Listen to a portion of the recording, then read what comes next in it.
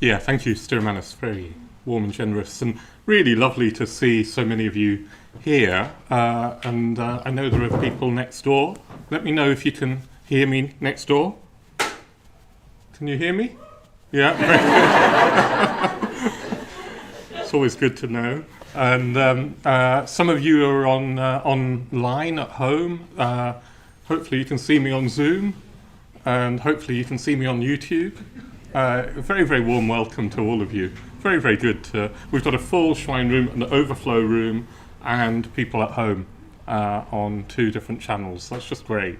And all I can say is, you've made the right choice this evening. I want to say that before I talk, just to say that the whole evening you've made the right choice. I don't know actually what other choices you had for this evening, for tonight, but I can confidently say this is the best one. This is the best one. To practice the Dharma, to be together with people who are also practicing the Dharma is surely the most meaningful way to, not just see in the new year, but to live our lives. So yes, I want to, I'm going to ramble really. I've got some sort of notion of where I want to go, but you might just need to indulge me, see what happens. One of the things, well, I've just come off retreat. I was on a week-long meditation retreat in Norfolk just last week.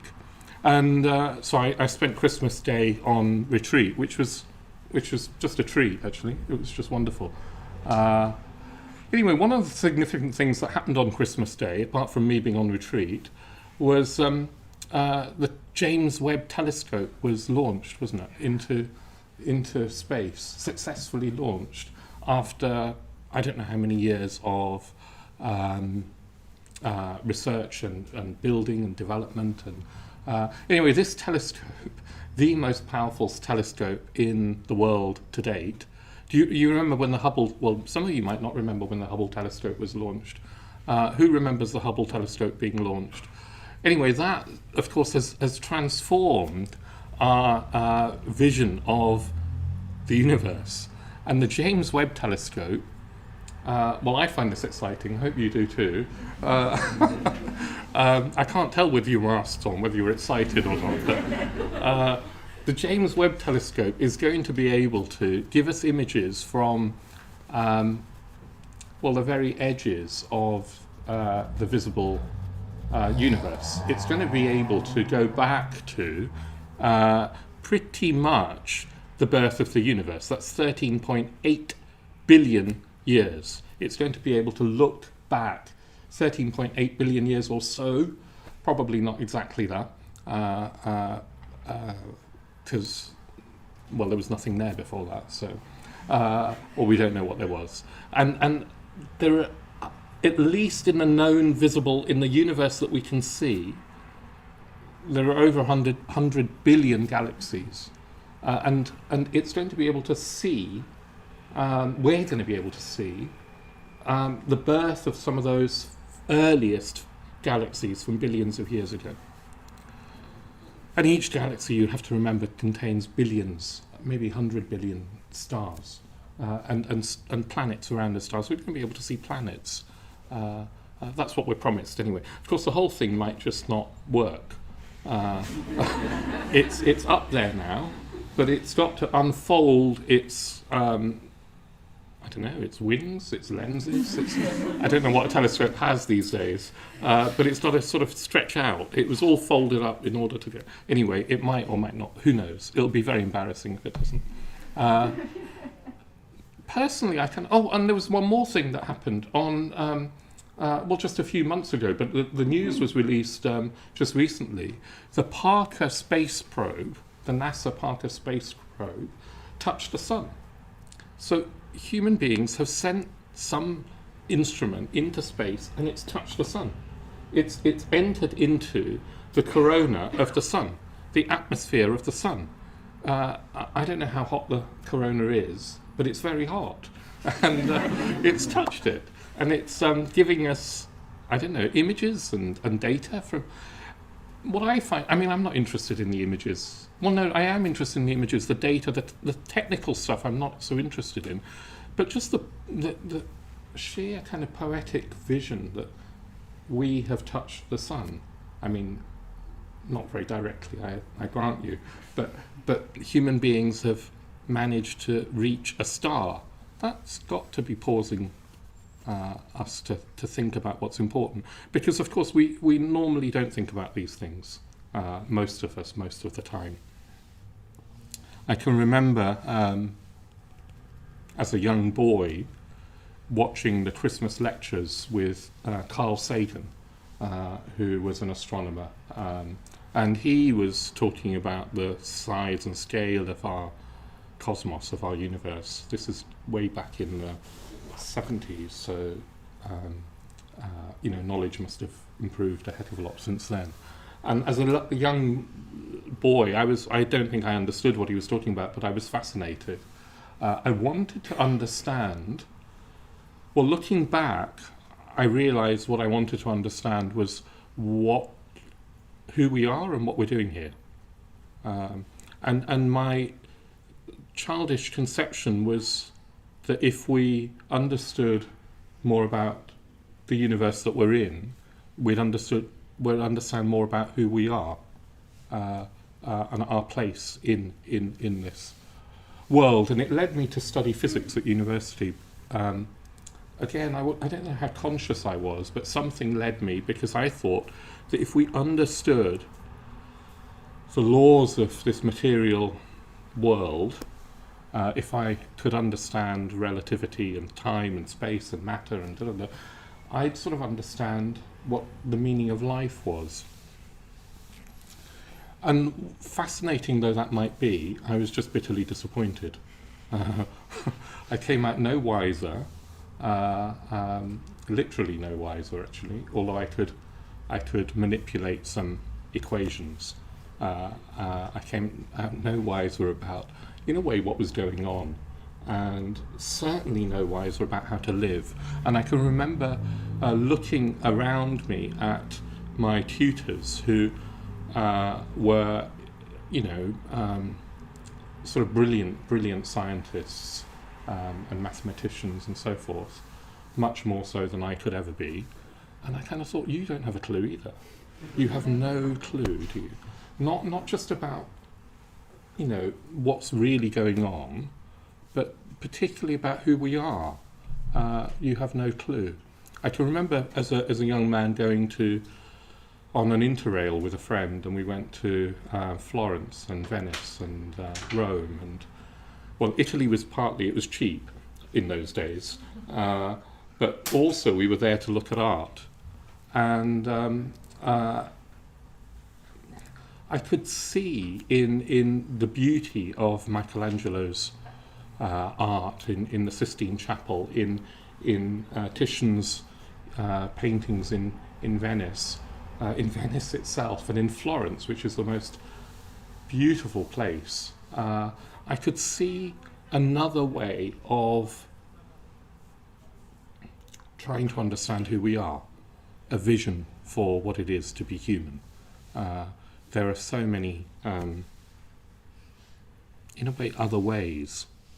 The reason that I think that science, modern science, but science generally, physics, is limited in its quest for understanding reality is because it seems to be blind to the notion of consciousness. Many scientists believe that consciousness is just a byproduct of the brain, that matter is all there is, that matter, yes, might be incredibly complex and be made of very, many fundamental particles and interacting in very complex ways, but fundamentally that's all there is. Materialism, scientific materialism, is the common worldview of the scientific establishment. It's the way that they function. And it's assumed that all that we are is biological machines. that biology is just a very complex arrangement of atoms, and that's what we are. And when the body dies, that's it. Now, I know that that's not true. I know that that's not true. I'm not going to be able to prove it to you because it's not the sort of knowledge that is demonstrable in the same way that you can show some experiment in a lab. It's not that sort of knowledge. It's a knowledge that you individually and I individually can have through an exploration of our own minds. It's a knowledge that is sort of hard won, but it's possible. It's possible. So I've recently been reading about near-death experiences. It'd be interesting, has anybody had a near-death experience? No? Your hand went up. Oh, you have. You have. Maybe we could talk later. I'd be interested to hear what your experience was. I've not had a near-death experience. I've had the experience of people close to me dying. Particularly my parents are both dead. And I've had the experience of being in communication with them after their death and feeling them presence. I think that's probably quite common. Does anybody else have that experience? Has that? Yeah, I can see some. That's probably quite common. But near-death experiences seem to be altogether a bit more dramatic, perhaps, than that. And I've been reading a book. I've just finished reading a book called After by Bruce Grayson, who's a medical doctor who for several decades has been researching into near-death experiences, people with near-death experiences in the University of Virginia. He used to work with Dr. Ian Stevenson, who also did a lot of research. He's no longer alive, but he did a lot of research over several decades on children with past life memories. And you read Bruce Grayson's book, and it's sort of hard to deny that. Well, he finds it hard to deny because he came with a skeptical scientific inquiring mind. He was by no means convinced that near-death experiences were actual experiences of consciousness beyond the body. But over the decades, as he does his research, what he tries to do is try and find other ways of explaining these experiences that people have. So he investigates whether they could be visions, hallucinations caused by, I don't know, a lack of oxygen in the brain or something like that. Anyway, as a medic, as a doctor, he explores all the different avenues that he can think of that would explain in a more materialist way what these people are saying. And he concludes that he can't. And at the end of the book, he says, the most plausible hypothesis, like a good scientist, he's very measured in his words, the most plausible hypothesis for the evidence that we have is that consciousness isn't limited to the brain, and that at the death of the body, it continues in some form. And that the brain, rather than being the generator of consciousness, is a sort of receiver of consciousness and a filter for consciousness. A filter that allows us to only experience a limited range of consciousness that's necessary for the survival of the body. Yeah? Rather than consciousness as it is in its vastness. So you may wonder why I'm talking like this on New Year's Eve. I was asked to talk, and it's what I wanted to talk about. But in a way, New Year's Eve is a sort of time for reflecting on the year that's gone and on the year to come. And in a way, it's an in-between state, isn't it? It's an in-between state between 2 years. It's really important that we do have pauses in our life to reflect on life. Sometimes we never stop to reflect on life until some sort of tragedy happens, the pandemic hits. And then we all did pause for a while. In that first lockdown in this country, in the UK, everybody paused. It felt like the whole world paused.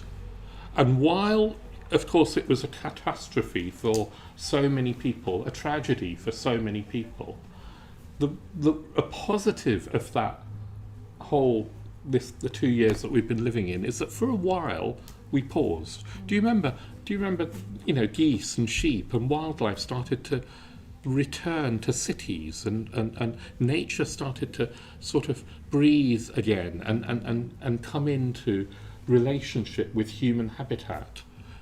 Do you remember that feeling when your to-do list was sort of irrelevant? Your diary was irrelevant, and the relief of that. Do you remember that? It was just like, we breathed. Now, I'm not saying that the pandemic was a good thing. What I'm trying to say is that pausing and reflecting is a good thing, and we don't do it enough. In our frenetic 21st century lives, we don't do it enough. Some of these near-death experiences, there's a lot in common. I mean, he interviewed Bruce Grace and hundreds of people over decades. And, well, I'm not going to talk so much about what they seem to experience, although it was of other realms and of other beings. Often relatives who had died would come and meet them. Often they would have a life review where everything that they'd done, everything that had happened to them, was shown to them, including the impact of their actions on other people. They, time after time, what I was reading was people said that they felt, it wasn't just that they were shown the impact, they felt how the other person felt from the knock-on of their actions. The impact that they had on the world was shown to them. And apparently it was shown, well, they again and again say that all there was unconditional love for them. There was no judgment, there was no punishment, there was no sense of blame or moralizing. There was just unconditional love, and yet they were shown nakedly everything that they had thought, spoken, done, and the impact of that on the world, and were sort of having to take responsibility for their lives. Sometimes, possibly for the first time, taking responsibility for their lives. So that's quite a thing, isn't it? If that's true, and I believe it's true, we will be taking responsibility for our own lives, even if we're not now. We will one day have to, I believe. What also was striking was that when people came back to this life, and pretty much all of them said they didn't want to come back. They didn't want to come back because it was so incredibly beautiful and blissful where they were. It was so fulfilling. It was all the love, all the peace, all the freedom that we've ever yearned for was there. But they did come back for various reasons. Some people are told that it's not their time. Some people are given a choice, it seems, and they see their grieving relatives or whatever and are pulled back. Anyway, when they come back, one of the most striking things is the transformation on their lives. And invariably the transformation is different for each person, of course, but what seems to be a general trend is that people lose interest in material things, in acquisition, in just getting rich, in getting status, in power games, in being successful. All of those things appear to lose their significance when you've glimpsed what happens at death. And instead, they become more altruistic, they become more generous, they become more caring, they become more kind. They look for ways to help others. That becomes the focus. Anyway, I find that very, very interesting. I'm saying this because to me, as a Dharma practitioner, as a Buddhist, I find it very exciting when non-Buddhists, through their own experience, discover what I call the Dharma. what I call Buddhism, what I'm trying to do with my life. They discover it for themselves. They don't have the same words or concepts for it. They discover it for themselves, which to me reaffirms the sense that Buddhism isn't just a kind of human-made kind of construct for living a nice life, for being a nice person. It's part of the fabric of things. It's natural. The path of the Dharma is trying to say this is who we are. This is what it is to be human. Being human is not about the things that we normally think it is. The car, the holiday, the lover, the house, the status, the job. That isn't what human beings are. How can it be? I mean, that would be tragic. We're more than that. We're much, much more than that. Much, much more. Now, in the Tibetan tradition, there's quite a developed tradition of preparing for death, and quite a lot of sort of a worked out set of practices that help you die. So the Bardo Tadol, which is the famous, best-known one in the West, which was made famous by Evan Vence's translation called the Tibetan Book of the Dead, in, I don't know when, the 70s probably. The Bardo Tadol, as it's known. Actually, it's just one a relatively minor text in the Tibetan tradition. There are other texts in the Tibetan tradition talking about death, and they don't all agree. There isn't like a Buddhist, consistent Buddhist answer to what happens after we die. But there is some commonality. And the Bardo Tadol, or the Tibetan Book of the Dead, is really a book for how to live this life from the perspective of death. It's how to live now. It was a text that was used as a meditation text for this life, as well as it was read out to people who were dying. It would be read to them by ideally their teacher, but if not their teacher, one of their brothers or sisters in the Dharma would read the text to the dying person and to the person who had just died, because death is seen as a great opportunity for enlightenment.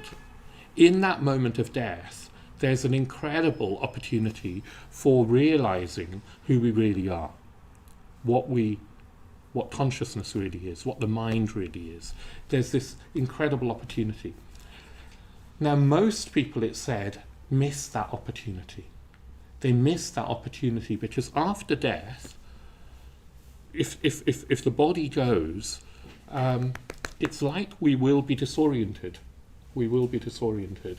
And we won't be able to, according to the Bardo Tadol, very easily surrender to the experience of the vastness of, our own mind, to see it as our own mind. It will be too unfamiliar. My own teacher, Bhante Sangharakshita is his name. Bhante is the term of respect that we use for him. Bhante says, one of his aphorisms was that death is a state of enforced meditation.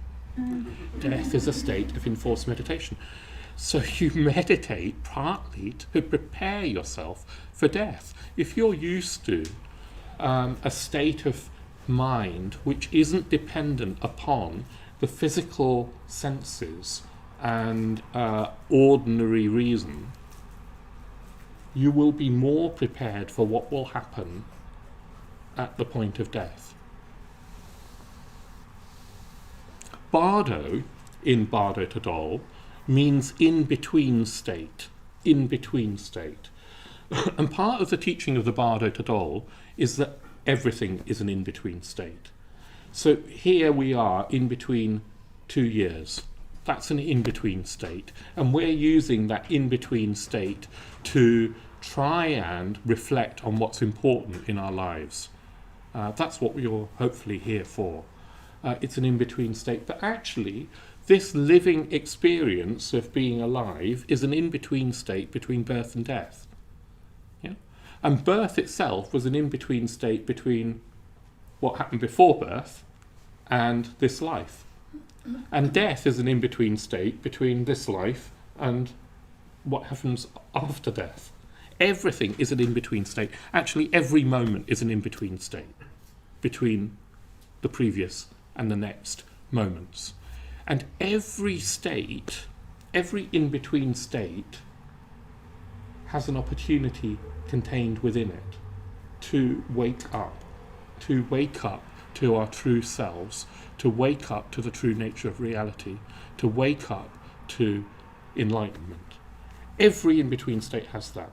Now, the Bardo Tadol particularly looks at different states, and it talks about 6 different in-between states. It talks about birth as an in-between state, life, which is what we're experiencing, the dream state, which some of us will be experiencing sooner than others probably tonight. So in the dream state, there's an opportunity to become enlightened. That's quite interesting, isn't it? You can practice lucid dreaming, you can practice dream yoga, and wake up to the nature of reality in the dream state. The moment of death is a bardo and an opportunity. The after-death state is an opportunity to wake up. And the moment of taking rebirth is an opportunity to wake up. Every moment is an opportunity to wake up. And what's more, none of those states of consciousness are any more real than any other. We tend to think that the dream state is, I don't know, somehow because we're not conscious in the ordinary way, that's not so real, and then this waking life is the real thing, and everything else is sort of just somehow vague. Whereas actually they're just different states of consciousness. Different, like ice turns to water, turns to steam. They're different states of water.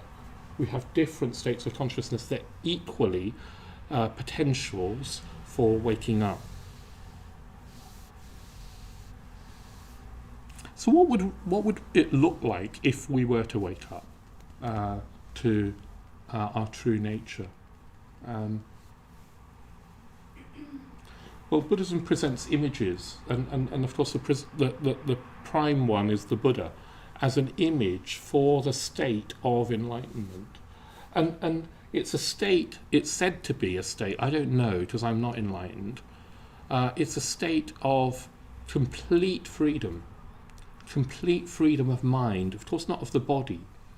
It's like anything that can happen to you doesn't shake the enlightened mind from freedom, from peace, from equanimity, from love, from energy, from creativity, and from complete fulfillment. Nothing that can happen to you, including death, needs to shake you from that state of freedom and bliss. So it's said that every time I crave something, yearn for something, be that, Matt was making, where are you, Matt? Somewhere. He's been making chocolate brownies in my community just now, literally just now, I mean, half an hour ago or an hour ago. You know, it wasn't ready in time for my pudding.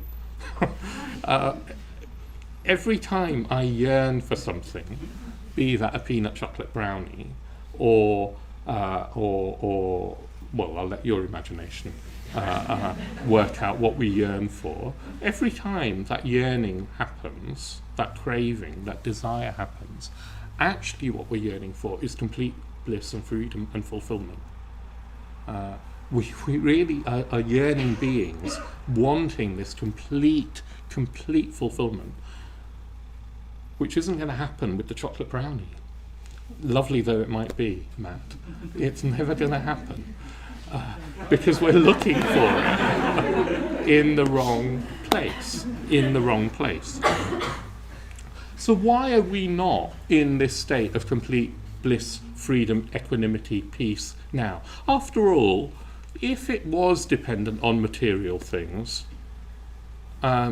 everybody in this room, and probably everybody at home, like presumably you've got enough to have a home and a computer, we've got more wealth than so many people on the planet right now, and certainly more wealth than human beings have had in the centuries prior to this one. If that led to complete fulfillment, we'd have had it, wouldn't we? So why aren't we enlightened? Why aren't we enlightened? Does anybody want to say? I'm assuming that you're not. Forgive me if you are. You don't. Well, I was going to say forgive me. It's a bit rude to say you don't look it. So that's a bit rude, isn't it? A bit harsh. And maybe you guys at home. And I wouldn't know. Who would I? Who am I to know anyway? But anybody want to say why we're not enlightened? Who's this? Oh yes, go on. Tell me your name. Go on. Afia, hello. Yeah, because material things are external. That's good. And why is that a problem? Well, because enlightenment comes from within. Okay, yes, okay. And so what Afia is saying is that material things are external and enlightenment comes from within. And that means, so presumably what you're saying, Afia, are you saying that we're focused on the external and therefore not enlightened? Focused on. Enlightenment can only come from within. So why have we not? It arises from the mind. That's right. And say it, so you're right that it does only come from within. So why has it not come from within already in this room? Because the mind is focused on external things. Yes, that's right. So what Afia is saying is that, that's good actually, that the mind is focused on external things, and enlightenment can only come from within. I'm going to build on that, Afia. Don't go to sleep. All right, you're listening. I'm listening and reclining. Good. I'll know if you've gone to sleep, Afia.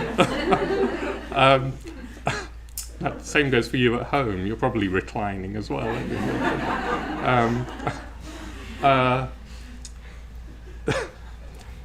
The mind that we have seems to, you're right, Afia, seems to focus on the external. That's not the whole truth, because we do also spend a heck of a lot of time focusing on the internal. My thoughts, my feelings, my desires, my emotions, my sensations in the body. That's also, like I've got backache at the moment. And, if I let it, that could preoccupy my whole mind. So the problem seems to be, well, it is this, I'm going to tell you from the Buddhist, what the Buddhist answer would be, is that experience is presented to us. This isn't the problem, this is just how it is. Experience is presented to us, this may sound technical, but it's presented to us in a divided dualistic way, as if there's some experience that's happening inside me and the rest of experience is happening outside of me. There's me in here and you out there, and for you're in there and the rest of the world is outside of you. Other people and the whole universe, this whole 100 billion galaxy universe is external and you're somehow in it. That's the way experience is presented. If you push it a little bit more, we have an assumption that the me in here is a real entity, a fixed and static entity that's separate from the external universe. Like, I am separate. Actually, it doesn't take much to realize that every time you, eat a chocolate brownie, you've just ingested some portion of the external universe, and now it's part of you.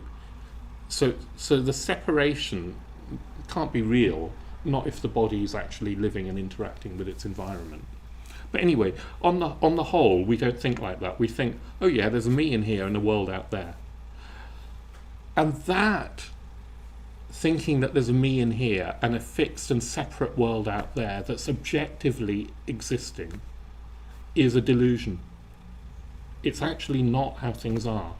I know it's how experience presents itself, but we're caught in, we're all caught in a delusion. It's like we're all living in the Matrix or something. Although, I don't want to push that analogy. I haven't seen the latest Matrix, but the Matrix that, and I'm told it's not very good, the Matrix films got it wrong. They got some things right, that we're living in a delusion. What it got wrong was that when you, in the films, step outside the delusion, it's awful out there. Yeah, there's all these weird things that have tentacles and don't do nice things to you out there. So rather than the happy kind of deluded life that we've got here, whereas Buddhism's saying, actually no, if we could really wake up, shake off this delusion, we would experience the fulfillment, the bliss, the love, the joy, the freedom, the creativity, the energy that is our birthright. But we're shielded from that because, we've got it very wrong. Now, this delusion seems to be very, very deep. Delusion doesn't do it justice, because delusion might seem to you like it's I've got a wrong idea somewhere. But I don't mean that. I mean it's as deep as the survival instinct. It's in our guts, it's in our DNA, this delusion. It's very, very deeply hardwired. I think it's as deep as the survival instinct. That's what I'm trying to say. You can imagine millions of years of evolution have bred us, as it were, to survive as a physical organism. Yeah? And we have to then, you can imagine how this delusion is useful for the survival of the physical organism. If the physical organism thinks of itself as a real thing that's separate from everybody else and everything else, it'll protect itself. So for survival purpose, it's vital. Now, actually, the Dharma has a different view. A Buddhist view is that we've had countless lives before this one, during which we've habitually lived from that delusion, until that delusion's become habituated in us. We've become habituated to it. So it runs very, very deep. It's another way of another model. Either way, there is. Hands up. Do you believe what I've said? You don't have to. Do you have to? Yeah, go on. Hands up. So hands up if you don't. Hands up if you don't. Great. Well done. So. Do you mind if I put you on the spot and say what you don't believe or why? I'm a doctor, so Go on. delusion as a temporary disease type process. Speak up. Sorry. Say that again. I think of a delusion as temporary in a disease state, not permanent. Not permanent. Okay. So, tell me your name. Lisa. Lisa. Yeah, so thanks, Lisa. Thanks for saying that. That Lisa's just said that as a doctor, she thinks of a delusion as a temporary and a kind of disease type state, not a permanent state. Would it help if I said that, let's use another word, that this is the human condition? This is the unenlightened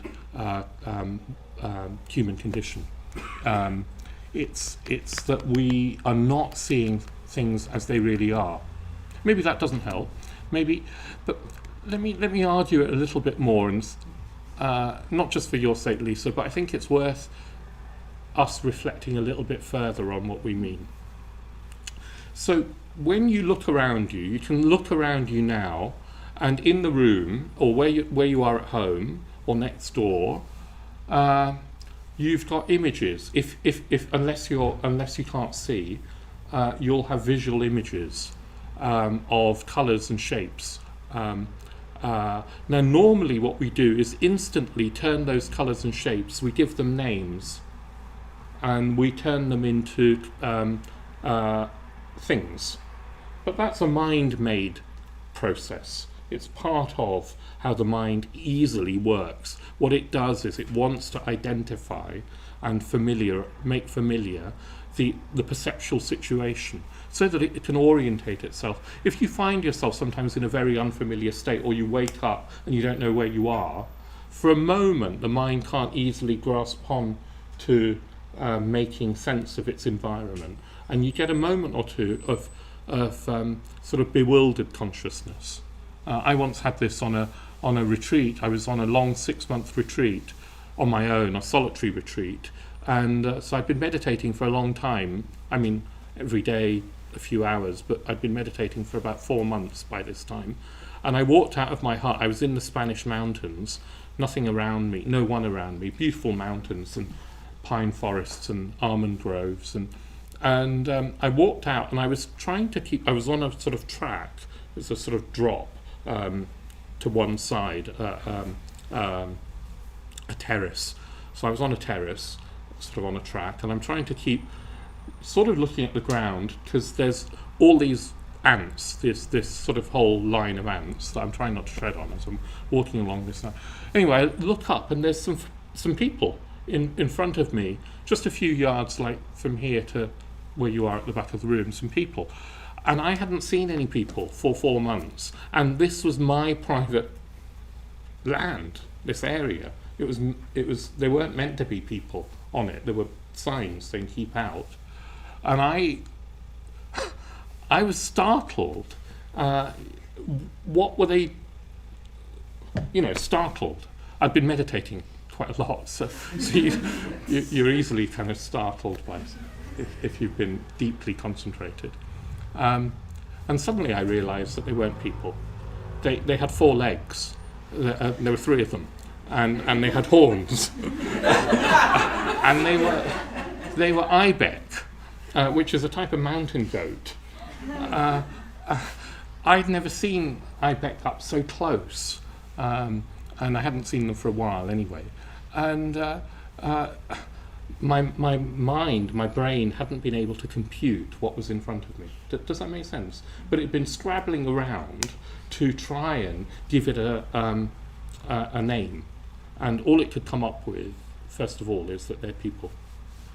Anyway, that was just an illustration that normally, very quickly, and before it's made conscious, we do that. We label things, we conceptualize. But actually, the visual perception is just colours and shapes if you drop the conceptualizing. And meditation allows you to start dropping that conceptualizing. You get a direct experience of colours and shapes. The colours, of course, aren't really objectively existing, are they? I mean, we know that red and black and all the colours are experiences that are partly happening in the mind.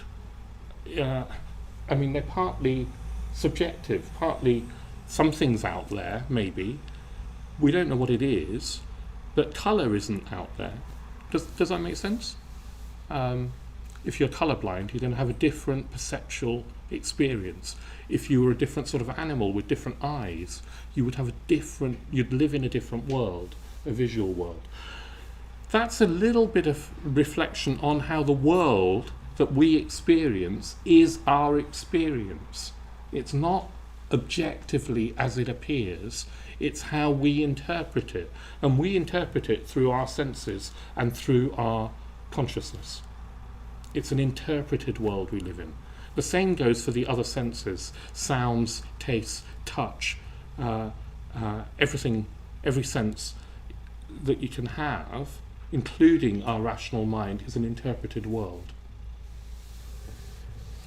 What Buddhism's saying is that you can learn through meditation, through reflection, through looking at your views and beliefs, you can learn to unpeel the onion, undo the layers of construction that we put onto our experience. in particular, you can undo the very, very deep assumption that we have that I'm a fixed and separate entity and that the world out there is separate and is as it appears to be, rather than as an interpretation of my experience. If we undo that, or even if we just peek through the veil a little bit to change the metaphor, what happens is that we experience a new type of consciousness. It's like mind immediately, our consciousness immediately expands. It expands beyond what we think of as ordinary physical space. It expands into a state which is meaningful, which has sort of pregnant within it as potentials the qualities of unconditional love, of unfathomable peace, of freedom, of connection, of a bubbling up of energy and sort of creativity, a fearlessness, because nothing can take that away.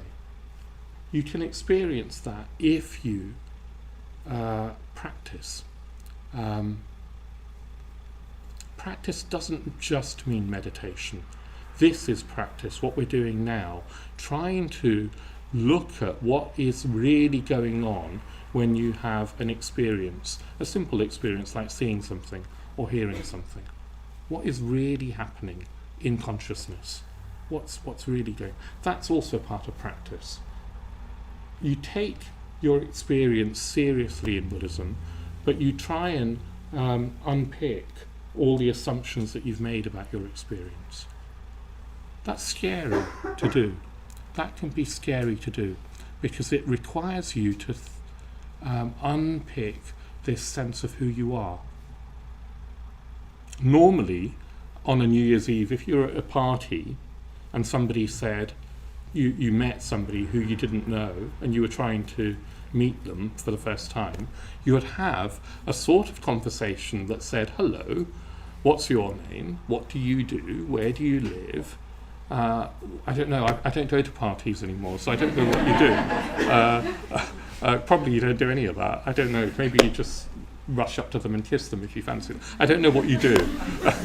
But that, all the normal ways of getting to know somebody, that's not who we are, is it? You're not a job, you're not a postcode, you're not your possessions, you're not your relationships. Who are you really? You're not even your gender. You're not your body. I mean, your body will change. Which bit of your body are you if you are your body? Buddhism's saying, look, when you start really practicing, you're forced to look at letting go of all the stories that we've built up about who we are. I'm this sort of person. I have this sort of, I'm successful at this, or I'm bad at this. I'm how people identify with their possessions, their wealth, their status. You're forced to, in a way, let go of all of those things. And that can be a scary thing. Even in a small way, when, we kind of know this, when you have a breakup in a relationship, your identity is challenged, isn't it? For a while, you have to reevaluate, well, who are you? Or you lose your job.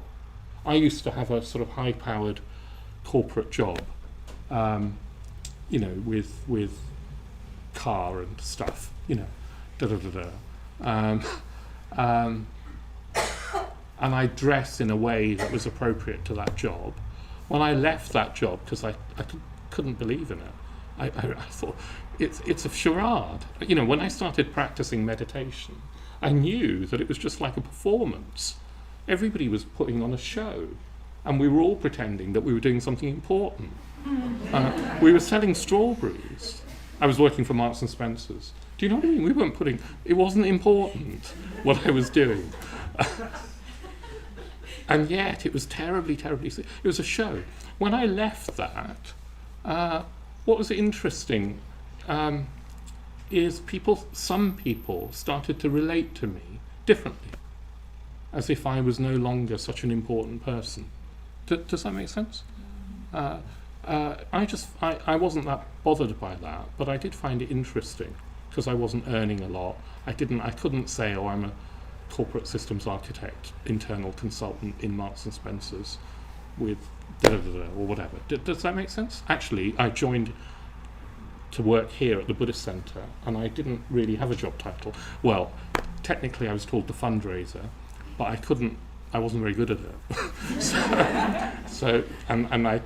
And they didn't have money to pay me anyway, so I had to raise my own money, to pay myself first. Anyway, that was a loss of a particular identity that I was happy to let go of. Because in the letting go of identity, what you find is freedom. Yeah? You also find maybe discomfort.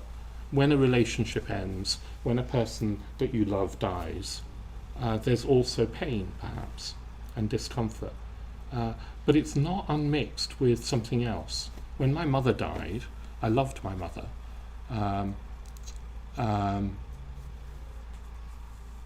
I felt some grief, but my primary feeling was elation. I can't quite tell you how surprised I was too. There was just this sense of joy because I knew she was free of this body. The body that she had been in was actually a painful body, had been for decades. But more than that, I was in contact with her. I could feel her love, I could feel her presence, and I could feel her joy at being free. Again, I can't prove that to you, although people who were around me at the time also felt it, who didn't know her. There were other things. I'm not going to go into all the sort of psychic experiences, but I've had experiences of her and of my father after their death. But in my mother's case particularly, she was elated. She was just full of joy and love at being free of the body, and it was like she was dancing, and it was amazing. And I knew that the Dharma was true. She knew the Dharma was true. She'd meditated for the last 35 years of her life, and she'd been very ready to let go and die. She wasn't frightened of dying. And I think she consequently died very easily, because there was no clinging to life. Anyway, that's by the way. Why am I saying all this? Is because I think it's our birthright to experience this freedom, this bliss. And if we don't experience, if we don't strive to experience this, I think we'll be living lives that one day we'll look back on and think, I didn't really live. I chased after these things, material things, jobs, statuses, professions, people, yachts, whatever it is. And that was it. That was actually how my father sort of died. He died in a way without having a spiritual life. It's not that we had a lot of money, but he was just striving after those ordinary things, paying the mortgage, etc. And I can remember as a child when he died thinking, that is not what life is about. I am not going to die having lived that sort of life. And I couldn't understand, I was 11 at the time, I could not understand how grown-ups thought that doing a job, paying the mortgage, buying the house and the car was what life was about. That's what they seemed to be doing. And every couple of times a year maybe going on holiday. So I think we're really fortunate. I feel incredibly fortunate I mean, I can't tell you how fortunate I feel. I feel blessed. Now, I'm not always in touch with that gratitude. A lot of the time, I get complacent, I'm afraid. But what I have got is a context to practice something more meaningful, something that is moving me towards this liberation of enlightenment. And along the way, I'm not there yet, I'm a long way from it, but along the way, it's an incredibly fulfilling life, because what you start to feel is you feel that joy, that creativity, that peace, that connection starts to happen long before. It doesn't have to. I used to think you had to practice for 20 years before you experience the fruits of your practice. It's not true. You practice for a week, you go on retreat for a weekend, and you can start to feel transformed. Okay, I'm going to start winding up.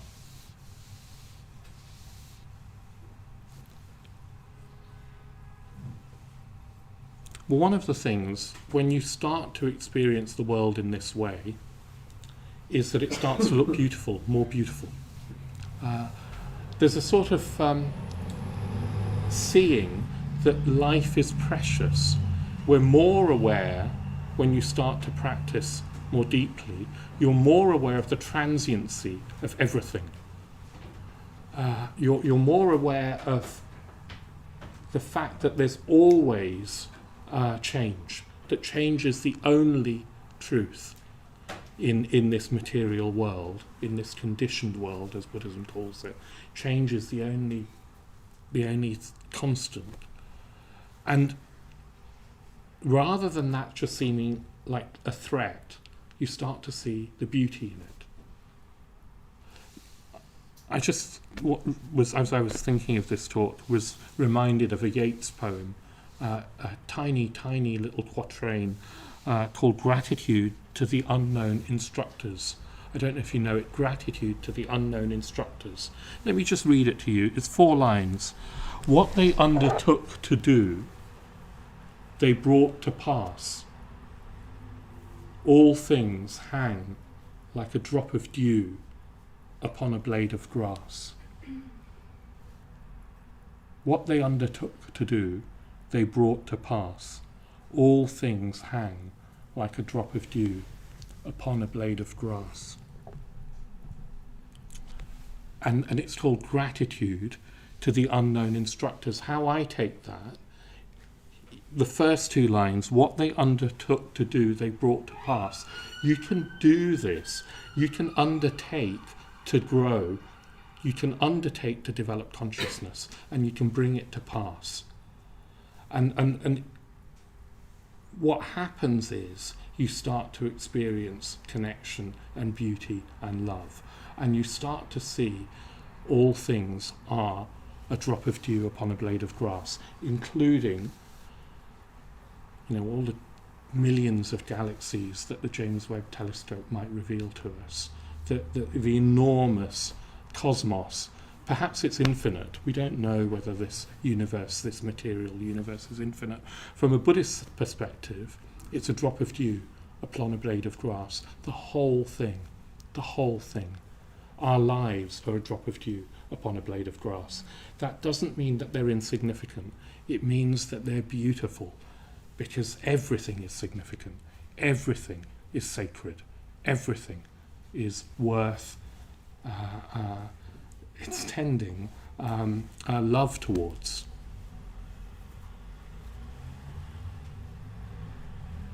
So in the Tibetan tradition, in the Bardo Tadol, one of the things that they stress again and again is that this life is a precious opportunity, that human life is an incredibly precious gift,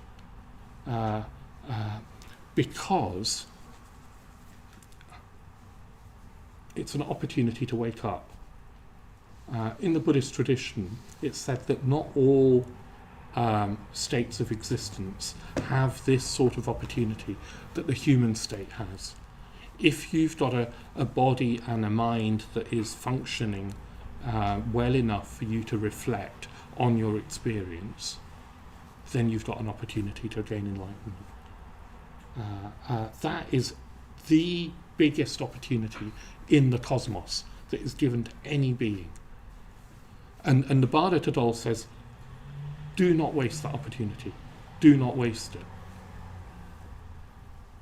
So what are we going to do? If you believe something of this, that being human is an opportunity, that opportunity can't be about the material things of this world, or the chocolate brownies of this world, that it must be about something internal, and that there's more to our internal world than we normally experience, that consciousness is beyond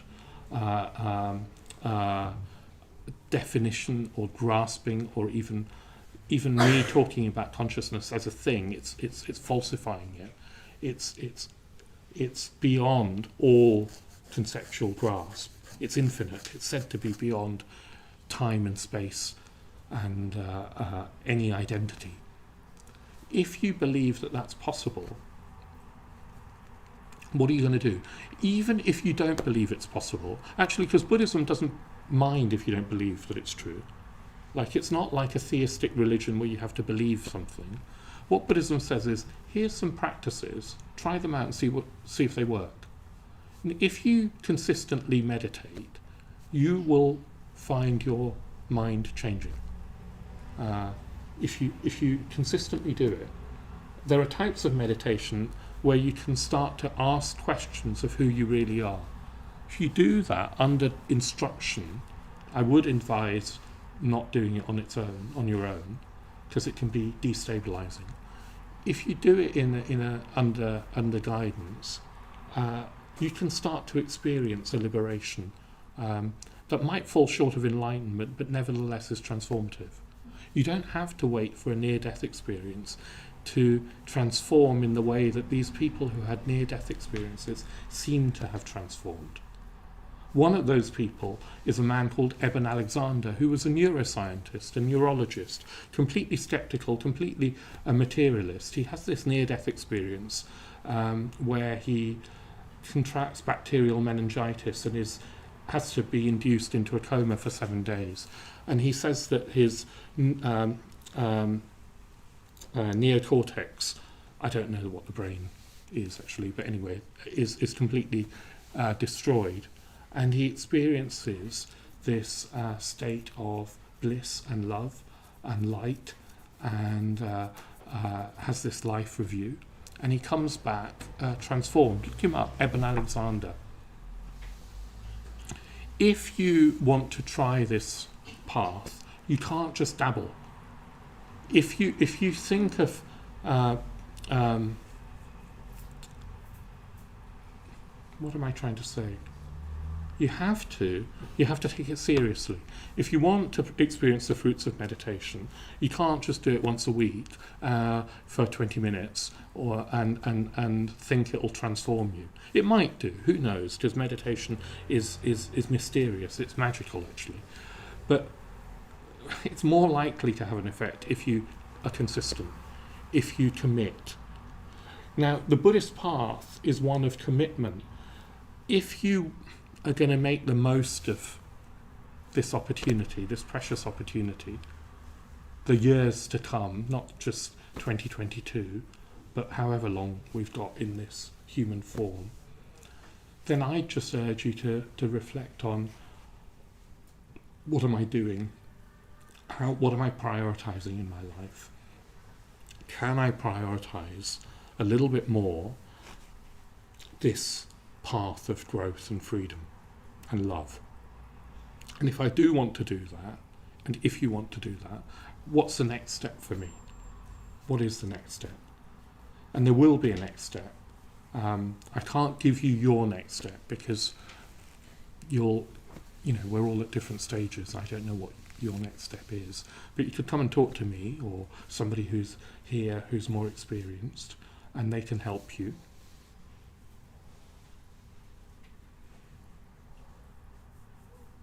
In a way, let's make the most of this new year. I think in a way it's a shame that COVID, this pandemic, has become normalised. Of course it has to be. we have to get on with our lives. I'm not saying that we shouldn't. But what I'm saying is that we had for a while this shock where we were forced into an opportunity, forced to take an opportunity to reflect on what was important in our lives. And I can remember reading surveys in the newspaper where people said they didn't want to go back after the lockdown to their normal lives. They didn't want to go back to how they used to live. My fear for us is that we will go back to just how we used to live. Maybe with a little bit of difference, maybe with a little bit more Zoom meetings. So what? There is a much more radical opportunity. So let's take that. And let's not, when we come to die, look back and think that we didn't make the most of our lives. My dad, on his deathbed, was trying to confess through the agony of a heart attack that he hadn't loved enough, that he hadn't been kind enough. That was a real teaching, that was a gift to me. Actually not his last gift, he gave me gifts after his death, but that was the last gift that he gave me while he was alive. I'm trying to live from that gift as much as I can and to pass that on to others. So I'm inviting you to accept the gift of the opportunity. And I really wish you a Happy New Year. Thank you.